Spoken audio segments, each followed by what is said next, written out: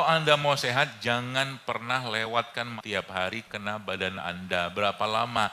10 menit boleh, 15. Ya sekarang, kenapa di kulit? Oke, saya kasih tahu ilmunya. Percayalah, banyak penyakit itu bisa selesai dengan Anda memperbaiki. Jantungnya sehat, otaknya sehat, giginya apalagi.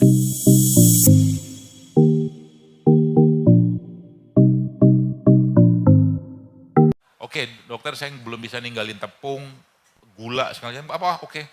Caranya gimana? Berarti Anda harus sebelum makan itu semua, Anda makan sayuran dulu. Satu. Kalau enggak, Anda makan yogurt dulu. Yogurt yang tawar. Sebenarnya tema dalam yogurt itu sendiri bukan yogurtnya itu secara produk bukan, tapi karena ada bakterinya. Bakteri yang ada pada yogurt itu. Atau cuka dan seterusnya lah kayak begitu. Atau udah mentok misal nih, oke, nggak bertanggung jawab, yogurt nggak ada, sayur nggak ada, cuka nggak ada, oke, bertanggung jawablah dengan makan itu dengan cara apa? Habis makan jalan. Jalan.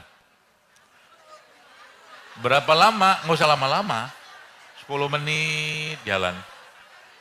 Gitu. Ini kenapa jadi ribut? Gara-gara makan. Gara-gara jalan kenapa jadi ribut? Gitu. Jadi banyak ya sebenarnya ya.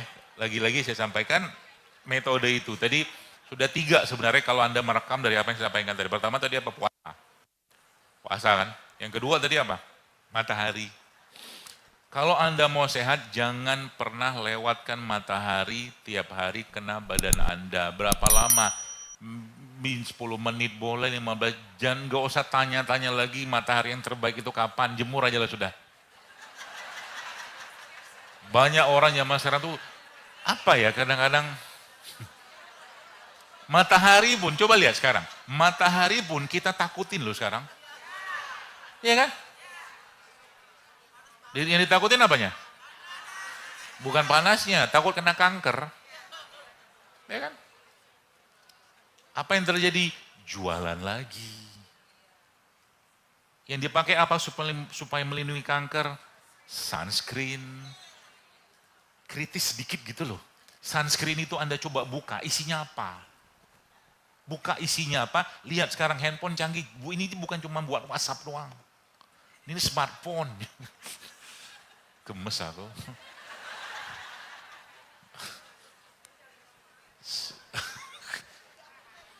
Gitulah. Ini kajian apa ngomel-ngomel? Apa-apa diomelin aja. Kemarin, saya nganter anak saya potong rambut. Gak apa-apa, ini direkam gak apa-apa lah, serah lah. Yang punya tempat, bukan tempat yang kasir gitu kan, mohon maaf dia nge-vape. Saya bilang sama dia, Mas, saya bilang, siapin dana yang banyak untuk kamu nanti berobat kanker, autoimun, jantung untuk beberapa tahun ke depan. Benar. Karena itu jauh lebih jahat, saya bilang, bahkan saya tidak promokan rokoknya ya, enggak. Itu lebih jahat daripada rokok. Dan kejadiannya sudah terjadi. Singapura bahkan sudah melarang vape. Perdana menterinya yang melarang. Lebih parah daripada narkotik. Mikir ya kan? Ya kalau you punya uang banyak silakan go ahead saya bilang.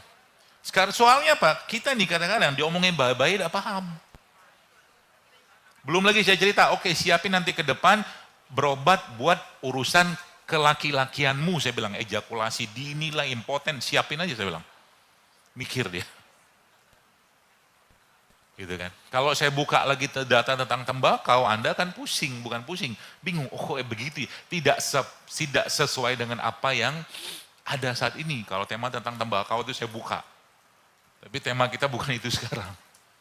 Banyak hal-hal yang sebenarnya yang terlihat, yang kita baca sama aslinya nggak real. Contoh mungkin tema tentang matahari tadi. Ketakutan yang luar biasa orang zaman sekarang terhadap matahari. Ya ozon bolong lah, inilah segala macam. Yang terjadi apa? Berlimpah kulitnya dengan sunscreen. Buka datanya, sunscreen itu isinya apa? Gitu loh. Pertanyaan sekarang, kenapa di kulit? Oke, saya kasih tahu ilmunya. Kalau Anda makan ini, tak, tak, tak, tak, tak, masuk ke mulut, usus halus, usus besar, lambung, segala macam, dari situ lambung baru dicerna dan didistribusikan dalam bentuk nutrisi. Tapi di sini nggak perlu, langsung masuk nyerap ke darah. Itu dia. Kita tuh begitu aja tiap hari, diulang-ulang segala macam. Gitu loh. Itu matahari tadi katakanlah. Ketakutan. Saya kadang-kadang mikir, kalau temanya begitu tentang matahari, ya sudahlah. Harusnya bapak-bapak petani, nelayan, itu semua manusia-manusia yang hidupnya penuh dengan kanker. Kayak gitu emang? Enggak. Allah lindungi mereka. Kerjaan mereka kayak begitu, yang ketakutan. Ini orang-orang yang terlalu banyak terpapar dengan informasi yang kadang-kadang Allah alam sebesar, saya nggak tahu juga. Oke, mau pakai sunscreen. Sunscreen terbaik itu apa sebenarnya? Justru malah kalau Anda memakaikan minyak-minyak herbal, zaitun kah apa segala macam, VCO segala macam, atau Anda bergerak pada saat kena matahari itu, sehingga kolagen Anda muncul dan kolagen itu akan menjadi pelindung. Itu kan banyak O-nya kita kan. Kemana aja. Kalau orang Betawi bilang kemana aja empok gitu ya. Tidur mulu gitu. Ah gitulah. Jadi tadi udah 3 ya. Puasa, cahaya matahari. Berarti cahaya matahari berarti kita berjemur terus enggak juga. Pokoknya dapat paparan cahaya matahari sehingga kulit kita ini enggak terlalu putih banget, bukan enggak terlalu putih banget ya. Dia dapat satu pigmennya itu loh. Melanin kalau salah nama itu. Semakin banyak paparan dia akan semakin melindungi. Gitu. Apalagi misalkan Anda sebelum berjemur Anda balurin sama minyak zaitun, jadi berjemur dalam kondisi berminyak. Itu lebih bagus lagi. Kasih minyak zaitun, VCO segala macam, tempat yang kira-kira kalau yang wanita gitu aurat Anda terjaga tapi terbuka segala macam nggak apa-apa. Jemur aja gitu loh. Kayak gitu. Itu sehat nggak? Top, mantap. Bahkan ternyata siklus hormon kita itu kalau nggak kena cahaya matahari berantakan. Berantakan. Ya, makanya kalau bisa, tadi kan coba bayangin ya, misalkan tadi ada puasanya, kemudian tadi jalannya misalkan Anda bisa jalan, misalkan nggak bisa jalan juga, atau mungkin kondisi kelamnya udah jalan di tempat aja, atau mungkin bergerak sendiri, pokoknya bergerak gitu loh. Ya, mulai latihan beban seterusnya kayak betul. Ya, itu yang udah 3 tadi ya, yang pertama tuh puasa, yang kedua cahaya matahari, tidur, benerin tidur. Percayalah banyak penyakit itu bisa selesai dengan Anda memperbaiki pola tidur.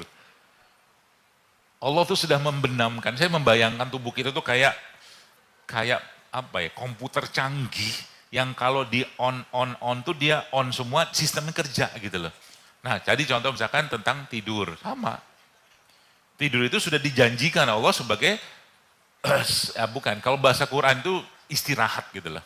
Tapi aslinya kalau kita pelajari lebih dalam lagi, tidur itu caranya Allah untuk memperbaiki dan merestorasi, meregenerasi, memperbaiki seluruh sistem dan sel-sel yang ada pada tubuh kita.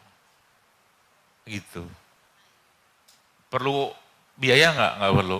Tapi syaratnya, bukan syaratnya, caranya itu mengikuti caranya Nabi. Contoh mungkin nanti malam kalau tidur, kalau sudah sih alhamdulillah. Kalau tidur semua lampu matikan. 1, jangan dekat-dekat handphone. 2, yang ketiga Pak, kalau di rumah ada wifi itu matian.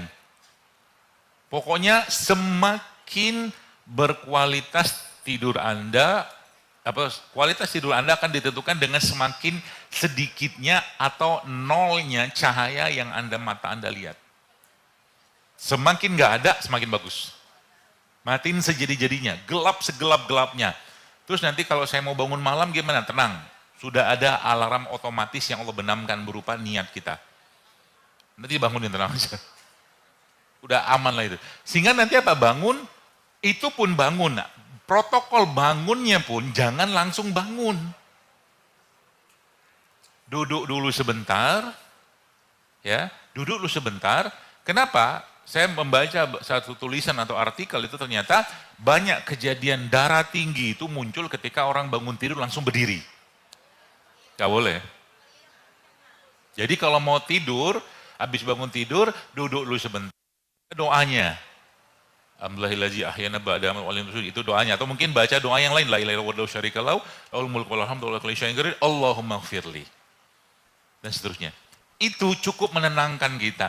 Dan seluruh sistem kita sudah mulai siap. Sudah sedikit itu beberapa zikir Anda ucapkan situ, doa juga sebenarnya baru berdiri. Kalau saya protokol berikutnya yang biasanya protokol ala-ala saya, itu disunahkan sebenarnya, ini bukan saya, Rasulullah menganjurkan kita bersiwak. Tapi saya pernah bertanya kepada salah satu teman saya, dia dokter gigi. Saya bilang, bagus enggak? Saya bilang sama beliau, kalau seandainya bangun tidur tuh minum air putih. Jadi bangun tidur minum. Bagus banget kata dia. Karena emang saat itu bakteri kita kan masih banyak di mulut.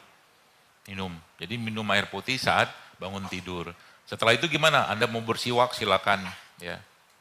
Siwak itu tidak sama sikat gigi ya. Beda 180 derajat. Jadi jangan kalau saya menyebutkan siwak, benar-benar siwak. Bukan Anda ambil sikat gigi kasih odol, bukan itu yang saya maksud. Ya, benar-benar pakai siwak. Bahkan beberapa yang saya baca itu, Masya Allah ya, saya sama teman-teman tuh bikin ya kayak macam riset kecil-kecilan. Orang yang rutin bersiwak itu bisa mencegah dirinya terkena kanker. Bersiwak doang. Atau orang yang rutin bersiwak itu bisa membuat jantungnya sehat, otaknya sehat, giginya apalagi. Dan bahkan dia seperti sedang, ilustrasi saya itu kayak sedang memasas, mengurut. Apa yang diurut? Mulut kita ini, rongga mulut kita ini sebenarnya kalau dibuka-buka satu demi satu, di dalam mulut kita ini ada sambungan yang akan nyambung ke organ. Makanya, ilmu lama yang pernah saya dapatkan dulu, kalau mau lihat jantungnya seseorang, gampang lihat aja giginya. Kalau giginya maaf banyak karang giginya dan segala macam, kemungkinan besar jantungnya bermasalah. Jadi karang gigi itu bukan karena, ya makanan pasti ya, tapi sebenarnya itu juga bisa menandakan atau mengindikasikan jantung yang tidak sehat. Bisa saya terima pemahaman itu, kenapa? Karena memang karang gigi itu atau kalkulus itu terjadi karena terlalu banyaknya makanan yang bersifat asam. Contohnya apa? Yang biasa banyak dimakan orang tiap hari, itulah. Gitu kan, minyak segala macam gitu-gitu ya. Kayak begitu. Akhirnya numpuk di sini. Dan memang gigi ini kalau dia infeksi ya namanya itu lupa saya. Periodontitis infektif apalah namanya, sudah lupa. Nyambung nanti ke jantung. Nyambungnya ke jantung. Makanya banyak infeksi dan masalah di jantung itu gara-gara ini.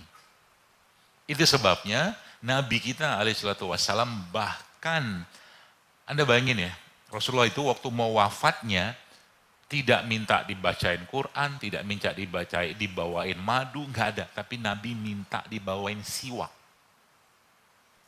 Coba lihat hadisnya. Dua hal yang Nabi minta waktu beliau SAW mau wafat. Yang pertama beliau minta dibawain siwak, batang siwak itu. Yang kedua beliau minta dibawakan air. Itu. Artinya apa? Dalam urusan Nabi SAW mau bertemu dengan Allah saja, Rasulullah masih menjaga ininya. Mulut beliau dengan beliau SAW bersiwak. Jadi, nah ini tema lagi nih, kalau kita masukkan sedikit di situ tema tentang syariatnya. Kalau Anda mau jantungnya sehat, otaknya sehat, bahkan pencernaan kita sehat, kenapa? Karena banyak bakteri-bakteri baik yang ada pada siwak itu ketika kita makan siwaknya termasuk ketelen, dia punya serat-seratnya siwak itu tuh bagus banget. Karena serat-serat pada siwak itu bermanfaat bagi lambung atau bakteri-bakteri yang ada pada perut kita. Sampai Nabi SAW menjelaskan, ini salah satu ya, Nabi mengatakan bahwa kalaulah tidak memberatkan umatku, kata Nabi, maka aku akan wajibkan mereka untuk bersiwak setelah wudhu. Satu. Hadis yang lain menyebutkan, Nabi SAW mengatakan gini, kalau tidak memberatkan umatku, maka akan wajibkan mereka untuk bersiwak sebelum sholat fardu. Bayangin berapa kali kita bersiwak? 10. Wudhu kita sholat udah 5 kali. Sebelum sholat kita kalau tidak memberatkan, artinya apa? 10 kali orang ngurusin mulut, gimana nggak sehat mulutnya? Gak mungkin nggak sehat. Dan menggunakan satu batang itu, subhanallah, kebutuhan nutrisinya. Oke, kita lihat di pasta gigi misalkan, orang bahasa apa? Fluoride. Dalam siwak ada fluoride-nya. Satu. Oke, mau bahas apa? Fluoride. Dalam siwak ada fluoride-nya. Semua unsur-unsur antibakteri ada pada siwak. Makanya saya bilang Islam ini agama yang paripurna. Gitu loh. Dalam tema, salah satu kita sorot di situ ya, seperti itu. Baik, jadi itu tadi tidur. Kemudian apa lagi yang berikutnya yang kita bisa manfaatkan? Dulu beberapa rumah sakit itu, mereka kalau pasien-pasien mereka sakit, bukan diletakkan dalam ruangan. Kalau minum pakai tangan kanan ya.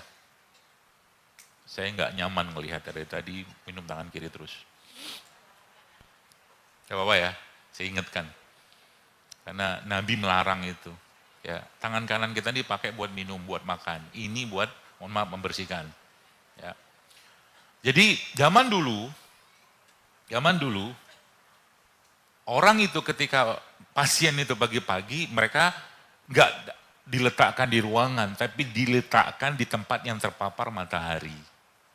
Nah, tema yang saya pengen bahas di sini adalah bahwa kita, Anda, saya semua tidak akan bisa dilepaskan dari alam, nggak bisa.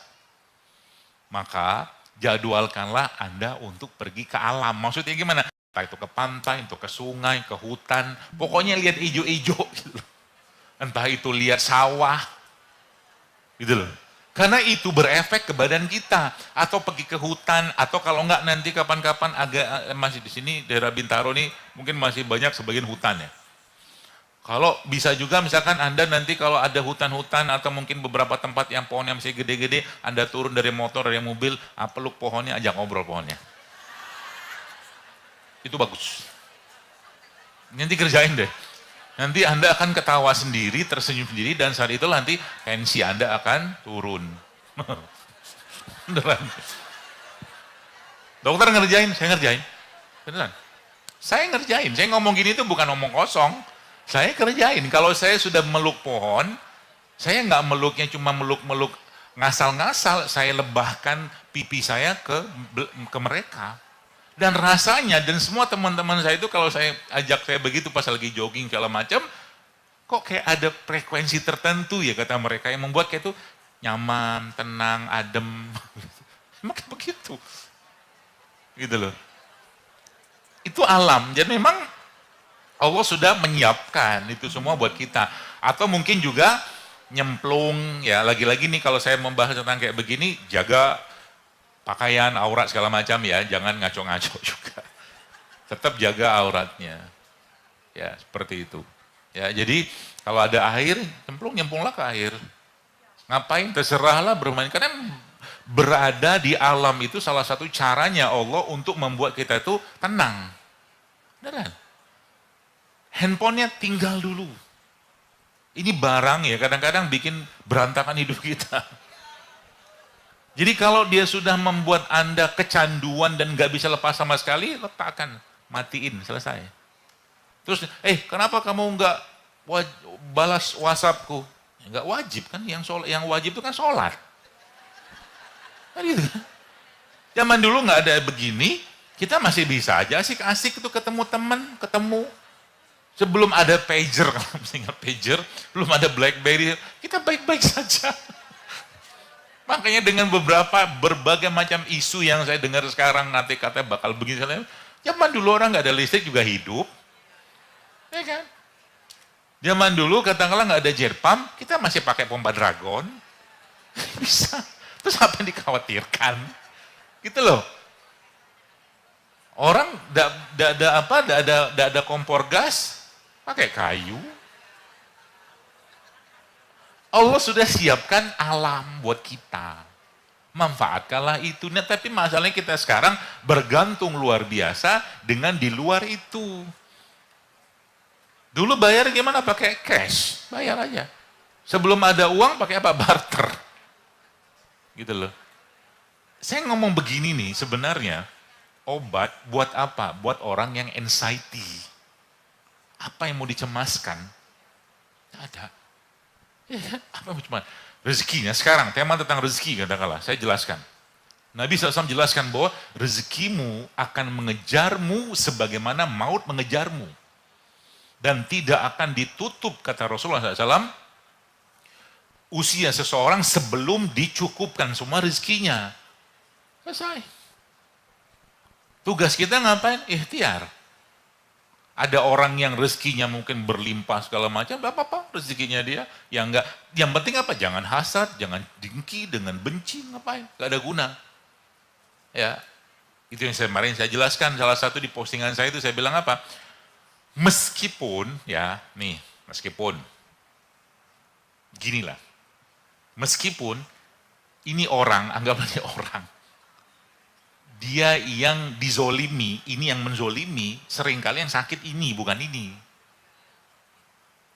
Meskipun Anda atau seseorang itu berada pada pihak yang benar, tapi kalau hatinya bermasalah, bahkan ngumpat, benci, dengki, hasad kepada orang yang berbuat salah sama dia, tenang aja. Yang berbuat salah ini kemungkinan nggak sakit, yang sakit dia.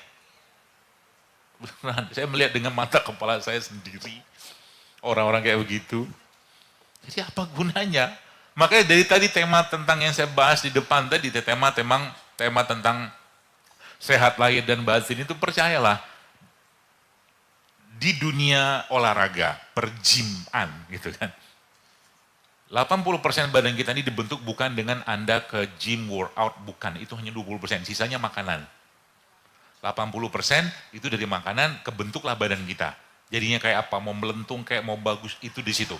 Atau, berarti 20% ini cuma exercise. Nah, dalam tema tentang kesehatan, 100% bisa saya pastikan bahwa kesehatan tubuh kita ini sangat bergantung sepenuhnya dari keadaan hati kita, jiwa kita, pikiran kita, rasanya kita. Orang yang dapat musibah, ya, kita lompat sedikit dari pembahasan tadi, sebelum kita teruskan. Dan dia bersabar dengan itu, yang terjadi apa? Percayalah, sel-sel dalam tubuhnya akan sehat. Percayalah. Tapi, orang yang dapat ujian, dia ngeluh, ngumpat, caci, maki, bahkan mohon maaf, berburuk sangka dengan Allah, tidak lama itu kemungkinan besar selnya akan sakit. Atau tubuhnya akan sakit. Gitu. Apa gunanya terus kan? Kenapa? Ya memang dunia tempat ujian. Dan dunia ini adalah tempat kita dikecewakan. Itu udah kompom sekompom-kompomnya. Bahwa dunia itu tempat kita dikecewakan. Jadi jangan pernah mengeluh dengan hidup yang mengecewakan kita. Karena memang di sini tempat kita dikecewakan. Terus apa saran Quran? Tidak ada. Bukan nggak ada. Nggak ada lebih baik daripada kita sibuk dengan beramal, berkarya, berbuat baik, dan seterusnya. Itu aja. Sehingga itu semua akan membuat kita tetap tenang. Orang yang sibuk, contoh mungkin dengan keadaan yang berat, segala macam. Bisa aja kita tiap hari ngeluh. Ini kenapa gini, kenapa gitu. Ini kok segala macam. Habis energi kita buat itu. Daripada itu apa yang kita kerjakan? Udah, Anda pikirkan bagaimana hari ini saya bisa ngasih makan orang. Ngasih makan fakir miskin, nolong orang, dan seterusnya. Itu jauh lebih baik daripada tadi keluhan-keluhan tadi. Jadi kalau mau menilai diri kita itu sehat atau tidak, lihatlah dari apa yang keluar dari sini setiap hari. Kalau apa yang keluar dari sini tiap hari hanya keluhan, umpatan, makian, cacian, dan ketidakterimaan kita dengan sesuatu, ya sudah. Habis energi kita di situ. Gitu loh. Tidak ada gunanya juga. Ngapain, gitu kan. Termasuk dalam tema kesehatan juga sama. Jadi yang keempat tadi atau kelima tadi itu adalah tentang bagaimana kita berinteraksi dengan alam. Jadwalin. Mungkin ajak entah keluarga camping kek, pergi ke hutan kek, ke sungai kek, atau ke gunung kek, bahkan termasuk berendam, nanti kapan-kapan kalau sempat gitu kan, saya udah lama juga enggak itu. Tapi biasanya kalau saya, badan saya itu manggil, misalkan udah lama nggak naik gunung, misalkan tiba-tiba pengen naik gunung, biasanya tak tak tak tak naik gunung gitu kan. Tak tak tak tak pergi ke hutan dan seterusnya.